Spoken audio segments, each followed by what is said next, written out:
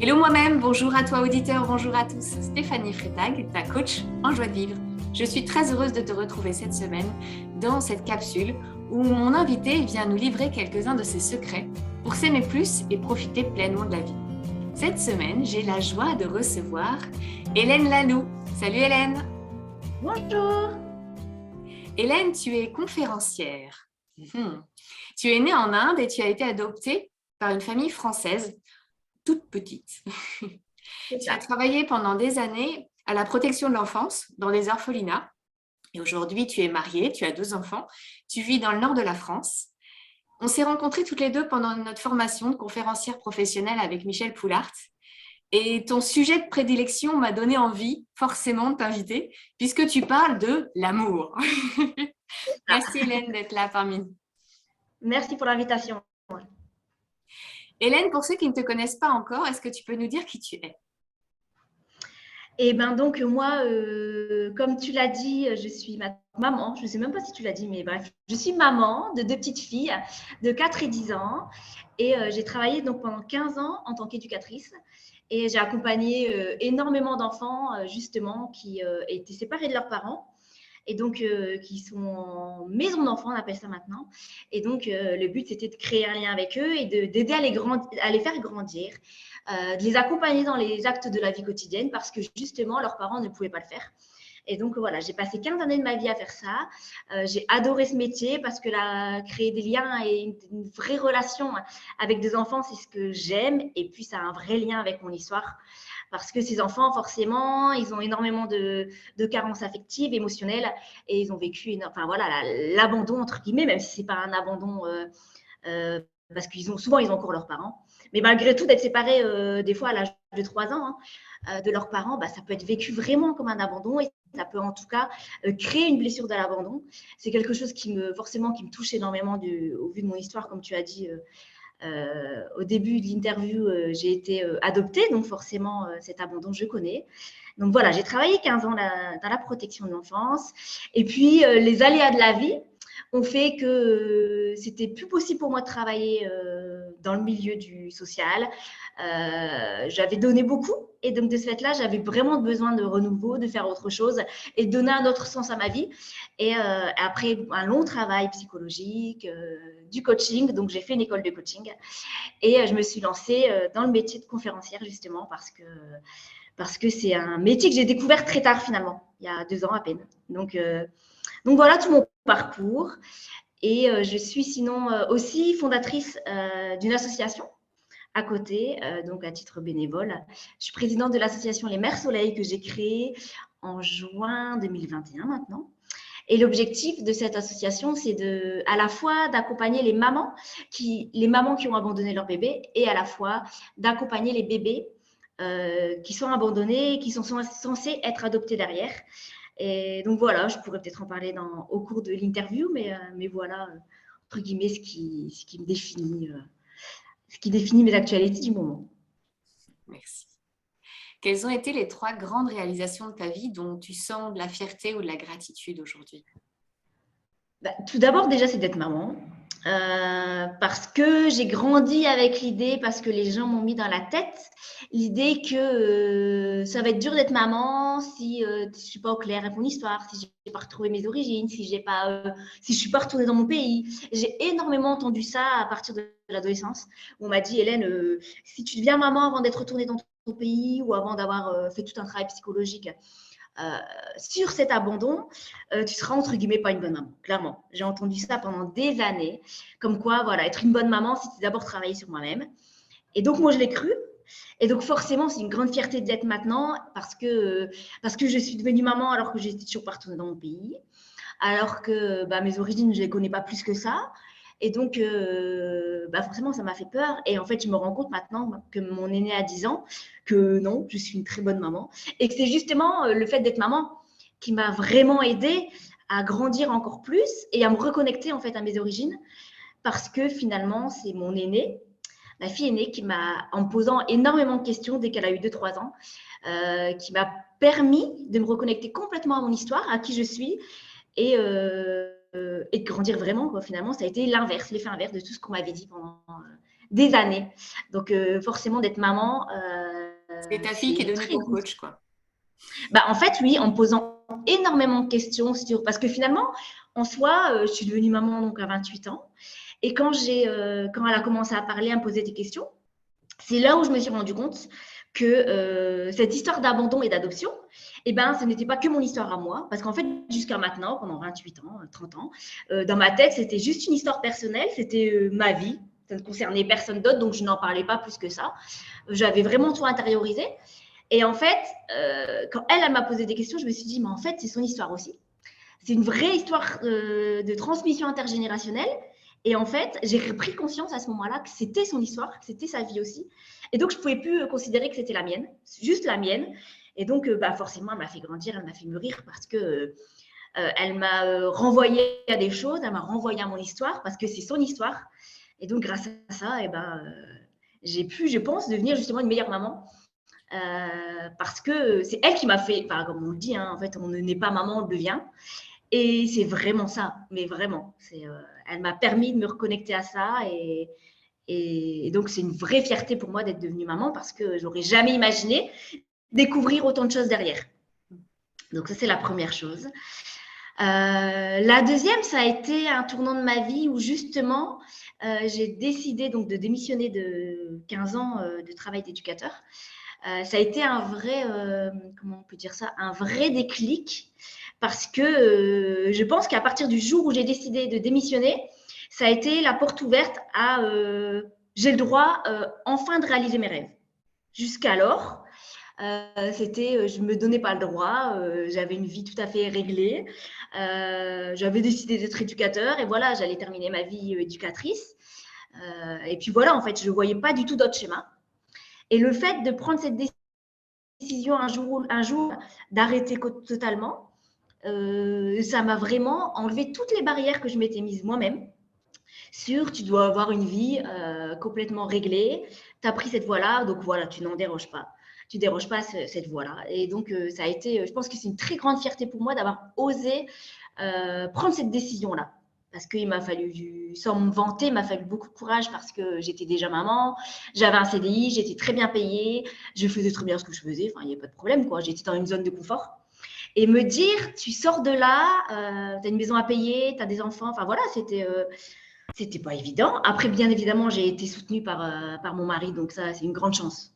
Seule, je n'aurais pas pu. Donc, c'est pas juste mon, comment dire, je l'ai fait parce que j'ai pu et parce que j'ai été bien accompagnée aussi derrière et que j'ai été soutenue par la famille. Et donc, oui, de pouvoir me dire, ben voilà, tu peux peut-être, tu as une possibilité de pouvoir vivre tes rêves un jour. Donc, lance-toi, arrête de procrastiner et puis ose. Et puis, de toute façon, ça marche pas.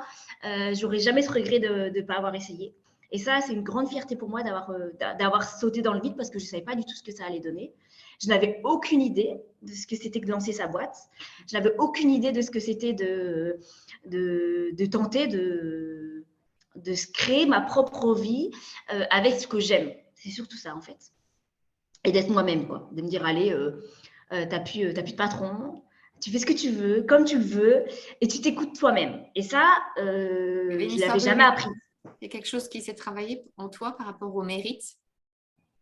Je ne sais pas si c'est par rapport à une histoire de mérite, parce que je ne pense pas qu'on peut dire je mérite ça ou je mérite ça. Je pense que c'est déjà, on se donne le droit. On dit plutôt je mérite pas. C'est plutôt dans ce sens-là. Oui, voilà. C'est ça. Ouais. Et mais oui, en fait, je pense que j'ai eu 4-5, non, allez, on va dire, ouais, j'ai eu un bon 5 ans, je pense, où tout a mûri. De 2015 à 2020, ça a mûri. Les choses ont mûri dans ma tête. Il y a eu plusieurs déclics. Hein. Le premier, ça a été les attentats du 13 novembre 2015. Et en fait, c'était un petit peu débile ce que je vais dire. Mais moi, ces attentats, ça m'a juste… Enfin, ça m'a… ces attentats m'ont vraiment permis de me rendre compte, donc très tard, qu'en fait, la vie, elle tenait à un fil, en fait. Vraiment. Que du jour au lendemain, je pense que j'ai pris conscience ce jour-là que du jour au lendemain, on pouvait mourir. Mais vraiment, j'avais quel âge? J'avais 30 ans, hein, 31 ans. Donc à 31 ans, j'ai pris conscience de ça. Et là, je me suis dit déjà, en fait, demain, si tu meurs, mais en fait, qu'est-ce qu'on retiendra de toi? Vraiment. Ça a été un vrai déclic. Et là, je me suis dit, mais en fait, rien, quoi. Je peux mourir demain et j'ai l'impression qu'en fait, je n'ai pas contribué, j'ai rien fait pour contribuer au monde et le rendre meilleur. Rien. Alors, mais après, je suis très dure avec moi-même. Hein, donc, mais sur le coup, je me suis dit, non, rien. C'est tout, ça a mûri dans ma tête. J'ai démissionné 1 an après. Mais ça a continué à mûrir parce que j'ai continué à retravailler malgré tout dans d'autres secteurs de la protection de l'enfance derrière. Il y a eu le confinement qui m'a permis de réfléchir encore plus au sens que je voulais donner à ma vie. Et il y a eu un autre drame personnel, un décès d'un cousin à moi. À la fin du confinement, il avait 36 ans à peu près. Et là, je me suis dit, mais ça a été le deuxième gros déclic. Et où là, je me suis dit, mais non, en fait, là, c'est maintenant. En fait, ça a été inévitable. C'était juste pas possible de faire autrement. C'est de voir aussi qu'on peut décéder là, comme ça, à 36 ans, en étant papa. Je me suis dit, mais en fait, non, c'est maintenant, en fait.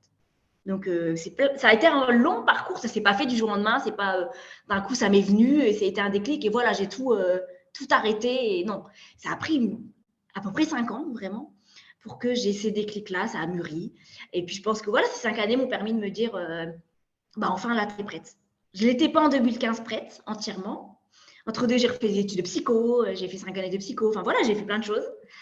Je n'ai pas attendu que ça se passe. Mais voilà, c'était quand j'étais prête. Et ce dernier déclic, après le confinement, ça a été révélateur. Et là, je me suis dit, c'est maintenant. Donc voilà. Et le troisième, bah, je pense que ça a été mon TEDx que j'ai fait en 2021. J'ai eu cette chance de pouvoir monter sur scène alors que, allez, 6 mois avant, quand je travaillais encore, j'étais incapable de parler devant 3 personnes en réunion. Donc, ça a été, je crois, le plus gros challenge de ma vie, de me dire, tu vas monter sur scène, tu n'as jamais rien écrit de ta vie, tu vas devoir écrire un texte pour un TEDx de 15 à 18 minutes, et puis tu vas devoir monter sur scène, tu ne sais même pas écrire une conférence, tu n'es jamais monté sur scène de ta vie, vas-y, fonce, quoi. Et donc, ça a été un vrai déclic aussi. Et donc, je suis très fière de ça parce que quand 6 mois avant, j'en étais juste malade de devoir parler devant 3 personnes en réunion, je peux dire que je suis fière d'avoir réussi ce soir-là à dépasser cette peur et donc à me prouver que j'étais capable de. Ça a été vraiment ce symbole de tu es capable de dépasser ta plus grande peur, ta plus grande. Ouais, je suis une très grande timide, mais vraiment. Moi, si je peux me mettre derrière, me cacher pour que personne ne me voie, c'est ce que je faisais avant, c'était mon quotidien. C'était je ne parle pas, je me fais la plus petite possible, si on ne me voit pas, c'est très bien. Donc forcément, me mettre en avant, c'était juste impossible pour moi. Donc oui, c'est une grande fierté d'avoir dépassé cette peur-là. Qu'est-ce qu'elle t'apporte au quotidien, cette fierté, ce sentiment d'avoir dépassé une limite, une grosse limite? En fait, ce que ça m'apporte, c'est que déjà, dans un premier temps, c'est qu'à chaque fois que je me retrouve face à un obstacle, je me dis, quand je regarde en arrière, j'ai dépassé quand même quelque chose de fou, déjà. Donc, il n'y a aucune raison que là, tu ne trouves pas une solution pour dépasser cette autre peur ou cet autre obstacle. Et puis aussi, je me dis maintenant, en fait, je me suis rendu compte que toutes les vulnérabilités que j'avais, les peurs, les craintes, finalement, je me les mettais moi-même et que je pouvais les transformer en force. Parce que finalement, c'est ce que j'ai fait toute ma vie.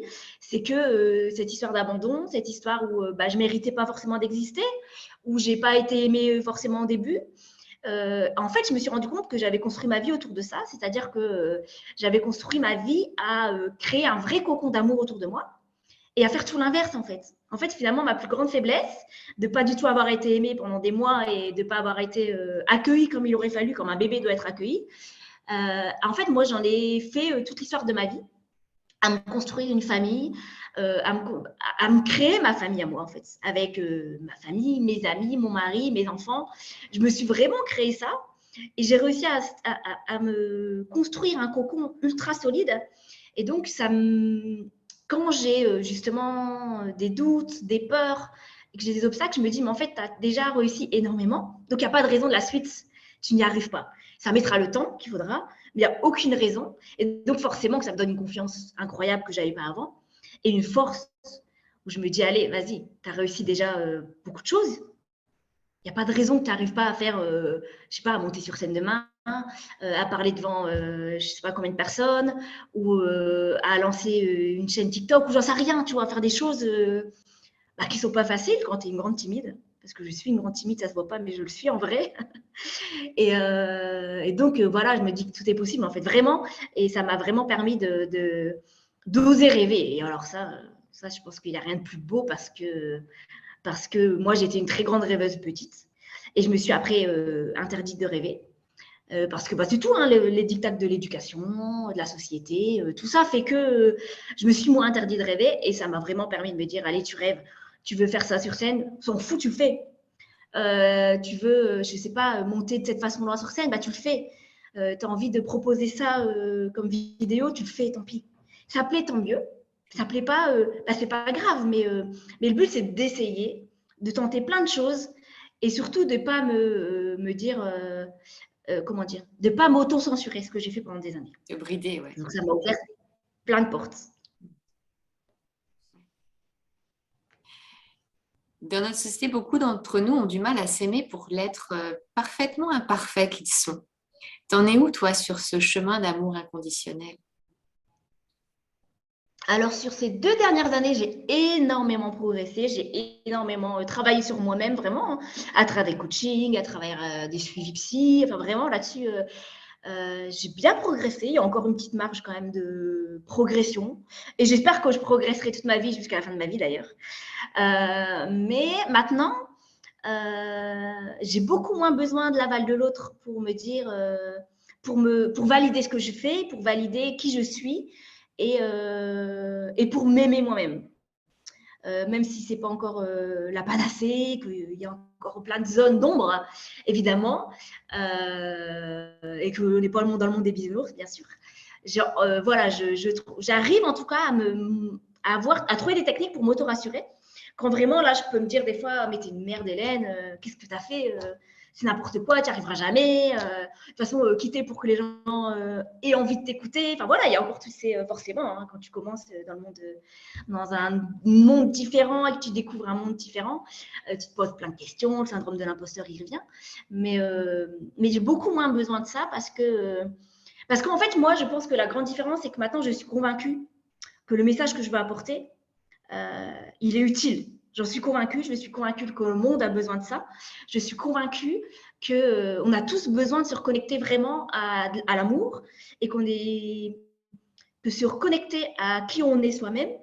Et c'est indispensable, en tout cas, pour trouver sa place dans le monde et enfin être épanoui. C'est vraiment ça. Et j'ai vraiment pris conscience que être, c'était bien plus important que d'avoir. Et ça a énormément changé ma perception de ça. Et donc, forcément, ma vision de qui je suis et de comment continuer à nourrir l'amour que j'ai pour moi-même. Et donc, forcément, comment dire, ça ressurgit à l'extérieur. Et limite, en fait, j'ai pas besoin, entre guillemets, de demander inconsciemment aux gens de m'aimer parce qu'en fait, ça se fait naturellement. Vraiment. Tu es porté par un message tellement fort qui te donne en fait de l'énergie. C'est ça qui te porte et qui te permet de dépasser et qui te nourrit en même temps. C'est ça, ouais. En fait, ça me nourrit. Et donc, forcément, ça a un vrai impact sur les autres. Et donc, oui, j'ai plus ce besoin irrépressible que j'avais avant, qu'on me dise et qu'on me montre et tout le temps, qu'on m'aime. Parce que, bien évidemment, pendant des années, c'était le gros problème, en fait. C'est que j'avais toujours ce besoin qu'on me montre qu'on m'aime et que j'étais quelqu'un d'aimable et que j'étais quelqu'un qui méritait qu'on s'intéresse à elle, qui méritait qu'on l'aime. J'ai réussi, je pense, à combler une grosse partie de ce vide qui s'était créé quand j'ai été abandonnée à la naissance. Et je pense que vraiment, ça, j'ai depuis 2 ans fait un énorme travail pour combler vraiment ce manque et pour réussir, en tout cas, à m'auto-rassurer quand j'avais à nouveau ces manques-là et quand d'un coup j'avais des doutes et des peurs qui ressurgissent à cause de ça. Parce que je pense que la blessure de l'abandon, elle sera là à vie. Vraiment, cette cicatrice-là sera là à vie. Mais c'est à moi aussi à mettre de la pommade quand il faut, à l'accepter aussi complètement quand il faut, et justement à transformer cette grande faiblesse en grande force, parce que je pense que maintenant c'est ma plus grande force. Alors que pendant très longtemps, j'ai cru que c'était ma plus grande faiblesse, vraiment. Guérir, c'est pas effacer le passé, C'est c'est ça, aller vivre avec jusqu'à être gai et pouvoir en rire. c'est ça, C'est trouver la force que ça. C'est pas nier le passé, l'oublier, que ça disparaisse. Non, non, on n'est pas dans de la guérison, on est dans de la fuite dans ces cas-là. Guérir, c'est vraiment ça. C'est ben maintenant, ça me porte, quoi. C'est ma force. Et ça, c'est ça, c'est et c'est ça, ouais. Être une force en l'incarnant dans tous les domaines de ta vie finalement, et puis en réussissant à le transmettre par des messages en conférence, et ça c'est ce qui me porte aussi, et, euh, et c'est ce qui m'aide en tout cas au quotidien à me dire mais moi je l'ai réussi à traverser ces choses-là, et il n'y a aucune raison que de ce fait-là, moi mon expérience elle ne sert pas derrière. Est-ce qu'il y a eu un moment dans ta vie où tu t'es choisi, où tu as senti ce changement en toi et voilà, vraiment, tu as mis un acte pour dire, OK, maintenant, moi. Oui, et je crois que c'est arrivé il n'y a pas si longtemps que ça, finalement. Euh, Parce que, comme je disais avant, j'avais cette tendance à tout faire pour plaire à l'autre, à tout faire pour satisfaire les autres, et donc en retour, qui m'aiment, vraiment. Et en fait, alors, ça va être très paradoxal, mais je pense que c'est le fait de me. C'est le fait de. Comment dire euh, C'est le fait de m'exposer sur les réseaux sociaux, où obligatoirement, quand tu t'exposes sur les réseaux sociaux, tu reçois forcément de tout, critiques, super beaux messages, enfin voilà. Et ben je pense que c'est à ce moment-là, vraiment, il y a un peu plus d'un an, je pense, où j'ai commencé il y a un peu plus d'un an, mais je m'y suis vraiment mise ouais, en janvier à peu près 2022, où j'ai commencé à m'exposer encore plus. Et où là, finalement, ça m'a aidé vachement à me dire, euh, bah, de toute façon, des critiques, tu vas en avoir, des gens qui sont contents que tu vas en avoir, des gens qui ne sont pas contents, tu vas en avoir. Et tu ne peux pas plaire à tout le monde. Et c'est, je pense, à partir du moment où j'ai réussi à prendre conscience que je ne pouvais pas plaire à tout le monde, et que c'est en étant moi-même que je serai la plus authentique. Et donc, bah, voilà, les gens qui résonneront avec moi et qui auront la même énergie que moi, et ben, ce sera cool. Et puis les autres, bah, c'est tout en fait. Je pense que c'est vraiment à ce moment-là, je me suis dit, arrête de faire ce que les autres te demandent de faire. Arrête de vouloir copier, ou arrête de vouloir, je ne sais pas ce qu'il y avait dans ma tête à ce moment-là, mais Est-ce arrête que de c'est vouloir quelque juste chose du être aimé. genre, arrête de vouloir être aimé par tout le monde? C'est ça, arrête de vouloir être aimé par tout le monde, parce que tu peux pas en fait, c'est impossible. Et ça, c'est les réseaux sociaux, malgré tout, qui m'ont clairement aidé à faire tout ce chemin-là, et d'oser m'exposer, d'oser faire des vidéos, d'oser dévoiler des choses de moi qui peuvent être intimes, qui ont fait que là, maintenant, je me dis, ça y est, tu te choisis vraiment. Enfin, vraiment, je pense que c'est ça. Je pense vraiment que ça a commencé à mon premier TEDx, où là, mon TEDx a été c'est la première fois de ma vie vraiment où j'exposais une partie de ma vie et toute la partie sombre de ma vie pour en tirer une leçon derrière. Et donc forcément, ça, c'était un début. Et puis après, la suite est arrivée avec toutes les vidéos que je peux faire, tous les posts que je peux faire sur Internet.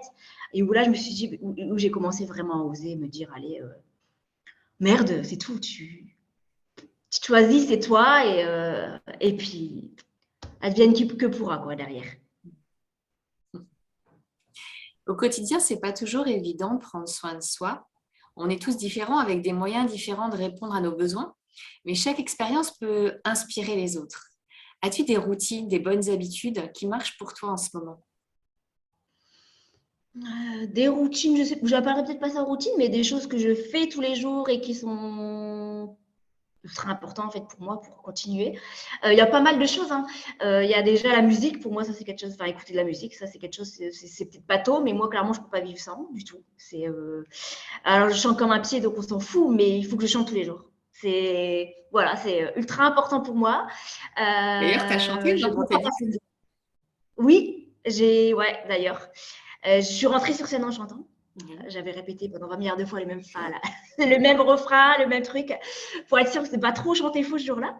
Mais ouais, en fait, c'est ultra important. Et dans ma conférence aussi qui est en ligne, que j'ai faite à Paris il y a un an, il y a de la musique et ça termine en musique parce que je peux pas faire sans musique. Donc ça, c'est quelque chose que ce soit en écouter ou chanter, seul chez moi, dans la voiture, n'importe où, on s'en fout.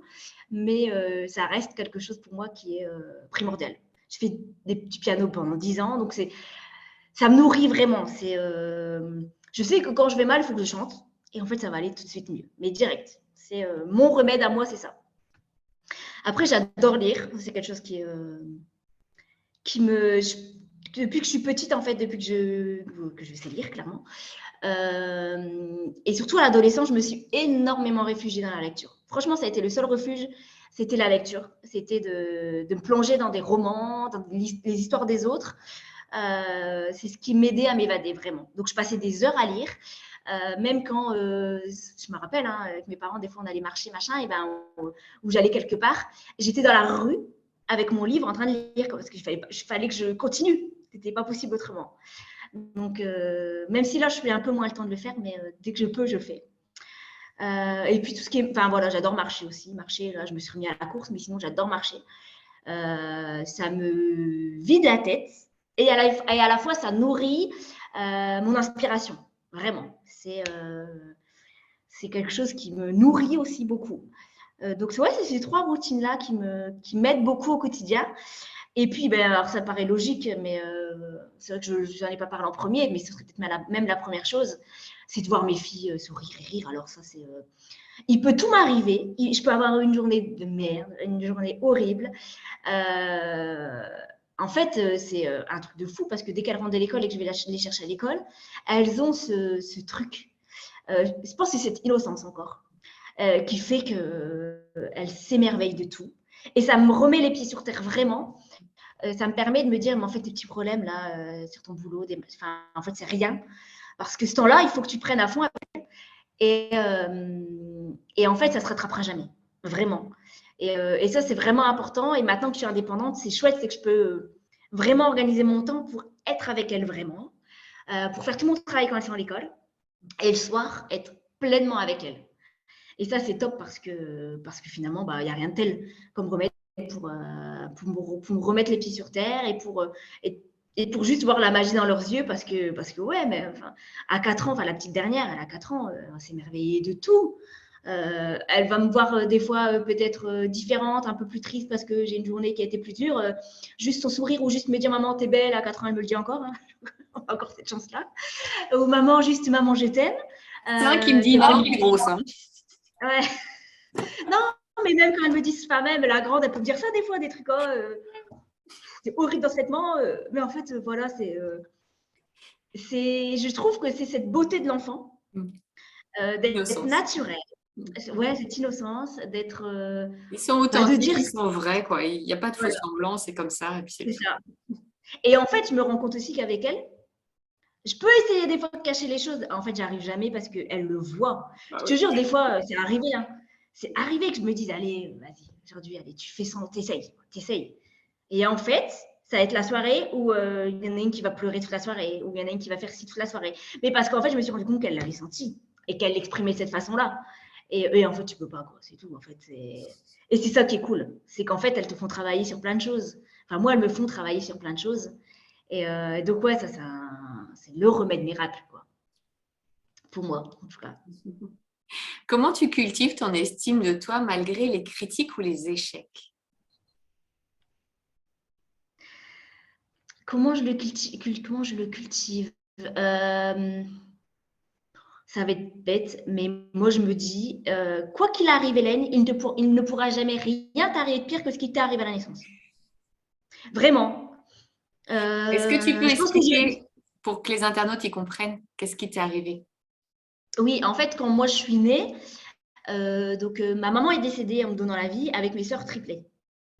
Et donc je me dis, il peut rien m'arriver de pire. C'est pas les critiques de l'un ou de l'autre qui peuvent m'abattre parce que finalement, j'ai dû survivre à ça, vraiment. Il a fallu que je me batte en tant que bébé. Et si je suis là à l'heure actuelle, c'est pas pour rien. Donc, si moi, entre guillemets, j'ai survécu et pas les 3 autres, tu as une vraie raison d'être là. Et donc, ce n'est pas des critiques d'internautes qui ne connaissent même pas ou des critiques d'internautes même qui te connaissent, qui pourront t'abattre parce que bah, justement, j'ai réussi à survivre à des choses compliquées dans ma vie, mais pas que à la naissance, par la suite. Et donc, de ce fait-là, je me dis que, à part la perte de mes filles, peut rien t'arriver de pire, en fait, clairement. Donc voilà, c'est pas des critiques qui t'abattront. Tu es plus forte que ça, vraiment. C'est vraiment ça, en fait, qui m'aide. En conclusion, quel secret la vie t'a appris que tu souhaiterais léguer à ce monde?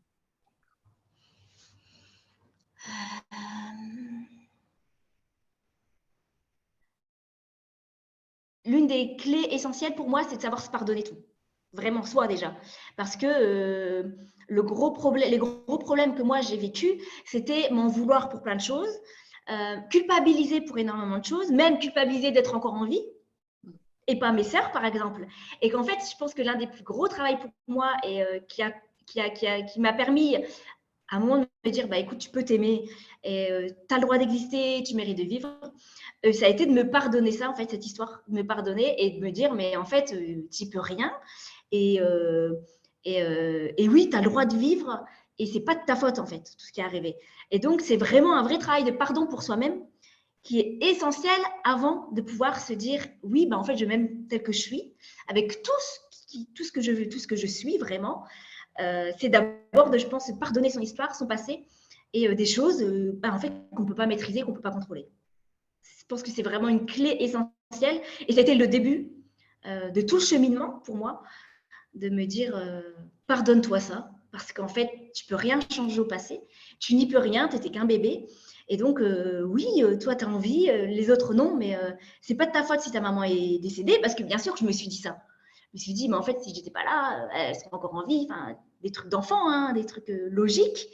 Et ça a été vraiment de me dire, pardonne-toi ça parce que fais tout ce travail de pardon pour pouvoir enfin vivre pour toi. Et pas vivre à travers leurs yeux, vivre pour elles, parce que pendant très longtemps, j'avais cette impression qu'il fallait que je vive pour elles trois. Donc, je ne vivais pas pour moi, mais je vivais pour ma maman et pour mes deux sœurs qui n'avaient pas eu cette chance de vivre. Et donc, je vivais que pour elles, en fait, sans prendre en compte qui j'étais moi. Et donc, vivre pour elles, c'était réussir ma vie, c'était avoir un mari, des enfants, avoir une belle maison, avoir un CDI, avoir un bon salaire, c'était ça. Pour moi, c'était les représentations que j'avais. Et du moment où j'ai fait ce chemin-là de pardon, et ben, je me suis reconnectée à moi-même parce que j'étais plus dans ce désir irrépressible de vivre pour quelqu'un d'autre. Donc, je pense que c'est l'une des clés primordiales et essentielles aussi pour commencer à s'aimer et faire tout ce chemin vers soi et se reconnecter complètement à soi. Du moment qu'on est bien accompagné, bien entouré, qu'on peut se relever de tout et que on peut transformer toutes nos souffrances en une force. C'est vraiment ça. Je pense que c'est vraiment le message que je voudrais moi transmettre et que je pense que je suis sur cette terre pour délivrer ce message de par toute mon expérience de vie, même si j'ai n'ai que 38 ans, on ne peut pas dire que je suis très vieille non plus, mais par ce que j'ai pu traverser et que j'ai pu moi transformer tout ça grâce justement à l'amour que j'avais eu, grâce à tout cet amour et au pardon. Je pense que c'est vraiment l'amour et le pardon, c'est vraiment deux recettes miracles, moi qui en tout cas, m'ont vraiment permis de dépasser tout ça. Et donc, tout est possible vraiment, quoi. Même quand tu as vécu des choses vraiment très douloureuses, si tu l'as vécu, je pense que alors même si sur le moment, tu ne te dis pas ça, mais avec des années de recul, moi, je me dis, si tu as vécu tout ce que tu as pu vivre, il y a une raison. Donc maintenant, tire-en une leçon et tu peux en faire quelque chose d'extraordinaire et de beau derrière. Et que je pense que c'est ce que je m'évertue à faire de par le travail que je fais en tant que conférencière, en passant des messages et de par la création de mon association. C'est vraiment ça, parce que j'ai créé aussi cet asso, parce qu'il y avait aussi à la fois ce message de pardon, parce que en tant qu'enfant adopté, ouais, je pourrais en vouloir pendant une éternité à ma mère, à mon père de ne pas avoir été là, à tout le monde en fait. Mais ça ne me ferait pas avancer. Et c'est un vrai message de pardon aussi et d'amour parce que pour moi maintenant, je considère, après des années de travail bien sûr, je considère maintenant que c'est un vrai acte d'amour d'avoir réussi finalement à réussir à me mettre au monde jusqu'au bout et que cet abandon finalement, pour moi, c'est plus un don qu'autre chose. Et que c'est maintenant j'arrive à voir cet acte comme un vrai acte d'amour et donc c'est vraiment ces messages-là que je pense enfin pas que je pense, c'est vraiment ces messages-là que je veux délivrer au monde de par mon métier et mon asso. Merci beaucoup, Hélène, pour ton partage et la sagesse que tu nous livres, ta lumière. J'espère, toi, Merci à toi. sincèrement, auditeur, que tu profites des clés qu'Hélène t'a partagées pour trouver ton propre chemin de vie, pour t'ouvrir à mettre plus d'amour dans ta vie, à te pardonner, à pardonner à l'autre, à avancer vers ce chemin d'amour propre, ce chemin d'amour inconditionnel. J'ai hâte de lire en commentaire tes questionnements, ton cheminement, où tu en es, toi, où est ta lumière à toi, où est ton inspiration à toi.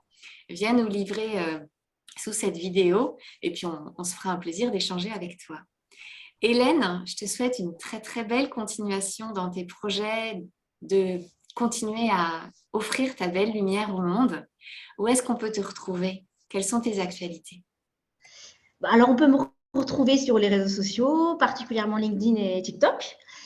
Et au niveau de mes actualités, je suis conférencière, donc de ce fait-là, je fais des conférences en entreprise sur le pouvoir de la reconnaissance, justement, parce que c'est quelque chose d'essentiel, la reconnaissance, pour pouvoir trouver sa place dans le monde. Et puis, avec mon association Les Mers Soleil, fin 2022 ou début 2023, je n'ai pas encore la date, mais on a tourné un film documentaire sur justement comment dépasser tout ça et comment d'un abandon pour en faire une force. Donc, ce sera possible de me retrouver sur la chaîne WEO, donc c'est la chaîne des Hauts-de-France parce que j'habite dans les Hauts-de-France, à la télé. Donc, je donnerai la date bien évidemment quand le film documentaire sortira. Et voilà. Merci beaucoup, Hélène. Merci beaucoup pour l'invitation. Cher auditeur, écoute ton cœur, suis ta boussole de joie et je te retrouve très prochainement dans une interview. À bientôt. Salut Hélène. Au revoir. Si vous connaissez quelqu'un à qui cette vidéo pourrait faire du bien, n'hésitez pas à la lui partager. Et pour ne rien rater de mes prochaines vidéos, pensez à vous abonner à ma chaîne. En activant la cloche, vous recevrez les notifications par mail. Je vous souhaite une excellente journée, une belle continuation et à très vite.